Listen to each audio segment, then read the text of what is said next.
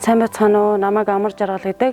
Би Баянзүрх дүүргийн 19-р хороонд нөхөр 3 хүүхэдтэй хамт амьдардаг. Би гэрцэн горил хийгээд гэрээрээ хийгээд одоо 2 дахь жилдээ болж байна. Дэлхийн зүүн хамтдаа даван тулыг төсөлд хамрагдсанаар би зурагч авсан. Зурагч аваагүй байхад өдөрт 1 шудаа гурлаар би хийдэг байсан.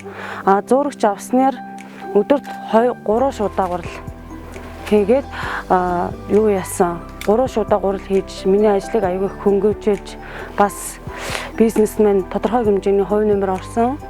Тэрнээс гадна бас би янз бүрийн сургалтанд суусан, хамт олон баг болж төсөл мөнгө одоо хоримтлуулах тэрний талаар маш их мэдлэгтэй болсон.